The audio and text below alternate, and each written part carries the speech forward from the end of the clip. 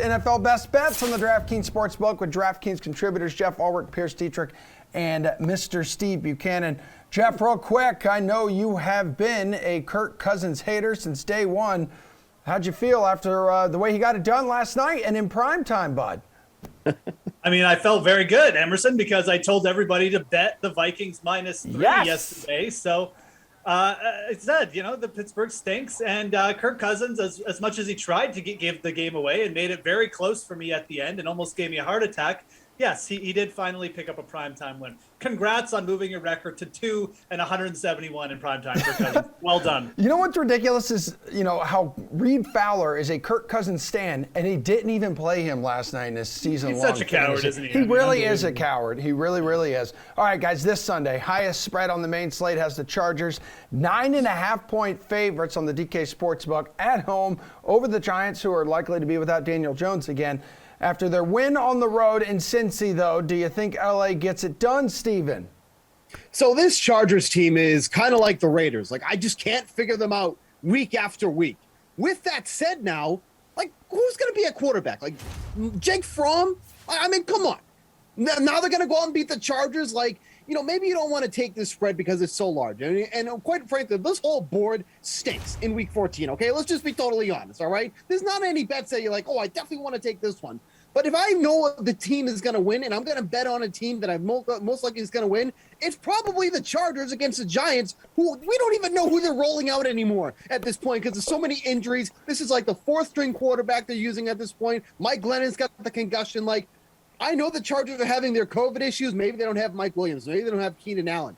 They still can beat the Giants. Yep. And probably by double digits. So I'll take the spread. It's a big spread. You're not going to feel great about it, but who are the Giants going to beat the Chargers with? Nobody. Yeah, Geoff, Giants have gone into the tank offensively, and it really doesn't matter who's quarterbacking or calling plays, really.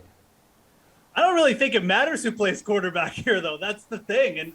And Steve is trying to peg who the Chargers are. The Chargers are they're a flawed team. I mean, they show up and sometimes they put up 40 points and then they allow 37 points. Look, I'm playing the Giants. I haven't even looked at the quarterback situation this week. I don't care because they're just going to try and run Saquon Barkley. And you know what? They're going to have success because the Chargers stink on rush defense. Here's some stats for you under Joe Judge with the Giants. They are 9-5 as an away team against the spread since Joe Judge took over. They're even better after a loss under Joe Judge against the spread. And they have lost a lot straight up, but they cover. The Giants are good against the spread team. I think the time to get on them was really at 10.5, but even at 9 points, I'm not trusting the Chargers to cover that big a spread because they're not that good a team. Ooh, Pearce, you agree with that?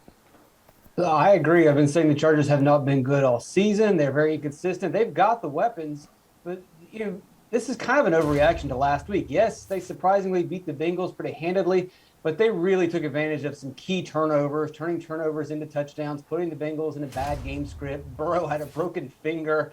Basically, everything went right in that matchup, and Herbert was able to nail these deep passes. But like Steve said, this Giants team is awful, and they didn't go into the tank. They've been in the tank all season. Maybe the new offensive scheme might help them, but I wouldn't be surprised to see the Chargers kind of back down from what they usually play, which is to leave their safeties back and not put people in the box. Why would you leave your safeties back and continue to play this, bend but don't break defense that allows the run against the Giants? The Giants aren't going to pass. So if we ever see the Chargers kind of change and maybe key in on the run a little bit more, it would be this week. And the Giants have a terrible offensive line as well. It's one of the worst offensive run blocking units in the league. I just don't see how the Giants can score, even with facing a bad rush defense. All right, well, speaking of the NFC East here, we have a weekly special in the DK Sportsbook, guys, focusing on the Dallas-Washington matchup. So you can get plus 100 odds for Dak Prescott's passing yards plus Antonio Gibson's rushing yards to go over a combined 359.5. Who wants it? I know you do, Ulrich. I want it, but it's predicated on one thing, and that's the health of J.D. McKissic. Look, Antonio Gibson is going to get 20, 25, maybe 30 touches in this game if McKissic sits. But as we've seen, I mean, when Washington gets in a pass-happy situation, they will happily sit Gibson and just feed McKissic like short little targets. So I think this game will end up close, and I do think Dak Prescott has a chance to break 300 yards. So I like that side of it. Again, like Tony Pollard banged up. Zeke stinks. I mean, I think Dallas is going to have to pass the ball to win this game, and Washington is a funnel to the pass defense. They've allowed the third most pass yards per game. It's a good spot for Dak. It's just you need that Antonio Gibson. You need those carries because he's not that efficient a runner. Washington doesn't have that good O-line. So I think I'd wait on the McKissic news. If he sits, take the over. All right, Pearce, do you have to wait? Do you agree with Geoff? Well, let's just assume McKissick's out and you get full Gibson. I still don't like it. I don't like the correlation here. And it just starts with Dak Prescott and the Cowboys. They're completely healthy, but the running game is not that healthy. They've got their all O-lines back. The receivers are there. I expect a breakout game from the Cowboys against Washington has played well. And Reed was right. Washington has benefited from the bye week and then 4 soft games, but they've got injuries piling up on the defensive side. They had a bad pass DVOA. Dallas looks like they're going to attack through the air. I think Dak gets over this number, but I don't know if Gibson's going to be in a game script where he gets those 25 carries. Okay, Steve, how do you approach this one?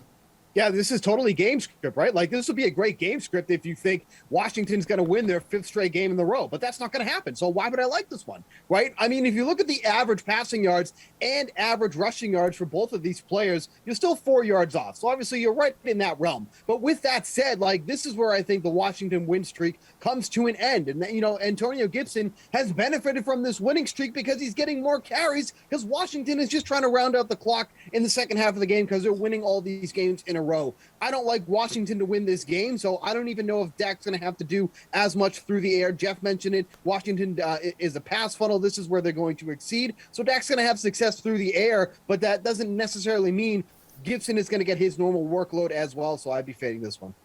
All right, dudes, we have now the highest total on the board for the main slate is Bills-Bucks. And Tom Brady's passing total in that one, 306.5. Buffalo's pass defense, as you all know, well rested after last week's game against New England. What are the chances they can slow down the Tampa pass attack and hold TB12 under this total, Pearce? I'm going to go with Tom Brady going underneath this. He'll be efficient. He'll be effective. I like Tampa Bay to win at home. But we've seen the formula for beating the Buffalo Bills this season. It's not getting into a shootout. It's not going toe-to-toe through the air in an up-tempo game. It's sitting on the ball. It's running the ball. It's grinding the clock out. And I don't think we're going to see an exaggeration of 3 pass attempts like we saw last week, but something similar to what Tennessee did, what Indianapolis did. Those teams still passed the ball, but they didn't rely heavily on the passing game. They put it on the ground. Fournette should have a big game. Brady will play well, but not over 300. Producer Tom Glennon has been in my ear about 5 times over the last 30 seconds telling me this has jumped from 306.5 to 307.5 and then back down to 306.5. He says he's never seen anything like it, and odds are subject to change, everybody. Steve, wow. I mean, if this thing is up to 307.5 from 306.5, that's a game changer. I mean, obviously, people were listening to Pearce and doing the opposite. So, I mean, there's your answer right there. They hated his answers. They said, let's pivot off of Pearce. Here's the thing that people need to realize, right?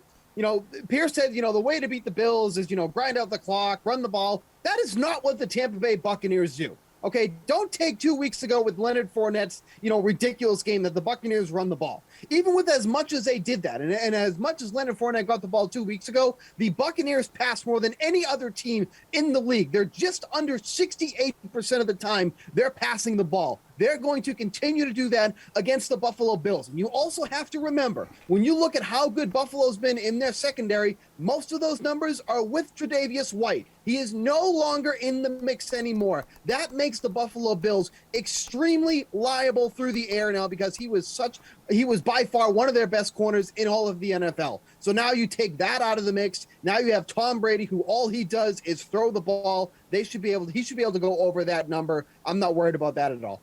Okay, Geoff, you want over this number?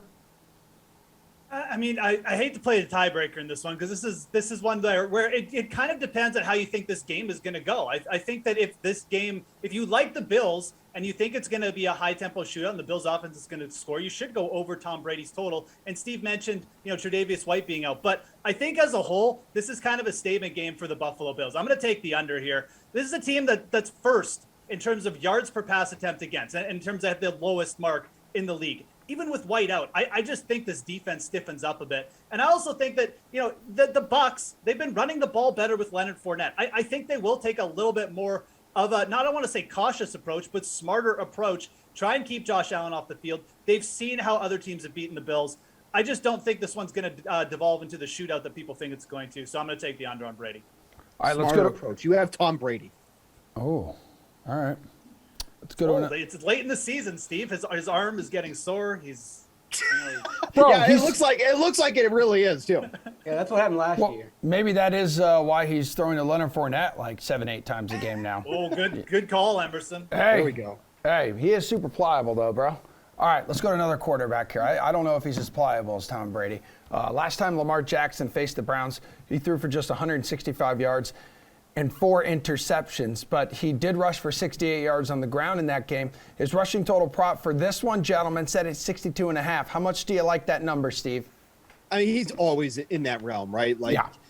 you don't want to take the under when it comes to Lamar Jackson rushing. Like, he's averaging about 12 rushing attempts per game. Like, this, running backs who don't even get that much. I mean, Jackson's just consistently in that realm there, but we talk about a game that the Ravens have to win. Like, this is one of those games. And, Lamar Jackson, he's still completing over 60% of his pass attempts over his last 4 games. So it's not like he hasn't been overly efficient, but he needs to run the ball more. That's where this offense that's been struggling is getting their best production. I mean, he did, 8 attempts last week for 55 yards. He was almost averaging 7 yards per carry against the Pittsburgh Steelers last week. Like, they have to design more of these runs for Lamar Jackson because that's where they're finding success. I think that's going to be one of their best options, to keep the Browns off the field because their running game is so strong. So I think that's where we have to go there. So I'm taking the over on this one.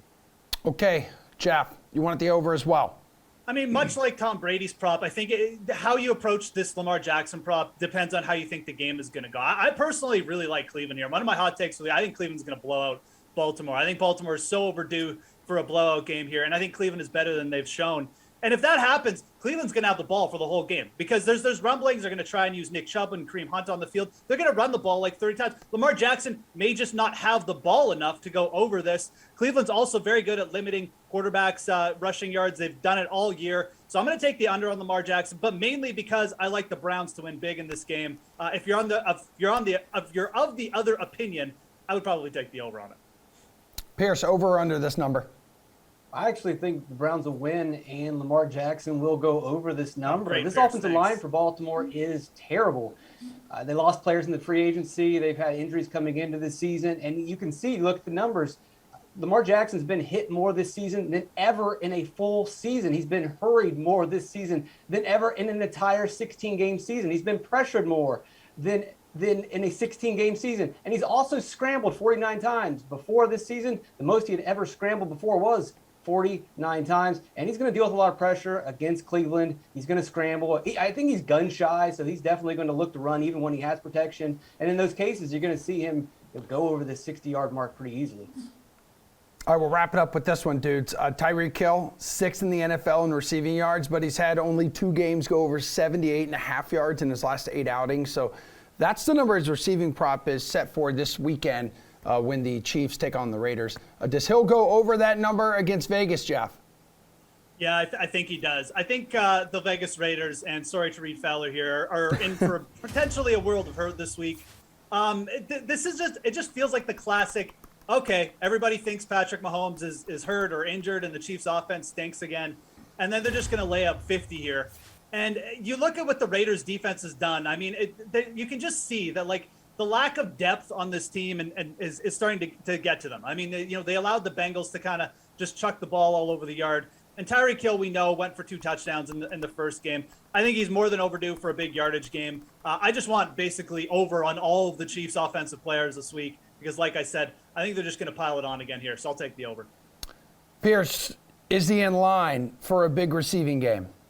Yeah, give me the over as well. Defensive coordinator Gus Bradley, the architect of the Legion of Boom, designed a great defense because he had great players. Everywhere he's gone since then, it's failed, and it's failing again in Las Vegas because he just doesn't have the players to get it done. We saw that in the first matchup against Kansas City. Kansas City was able to exploit it. We know that Mahomes and Hill haven't played very well this season, but in that game, they looked pretty much amazing. Dak Prescott threw for 375 yards recently against this defense. They just don't have the players, and Hill's definitely going to feast again. Steve, is it an oversweep? You look at the past 5 games for Patrick Mahomes. He's hardly cracking over 60% completion percentage on all of his pass attempts.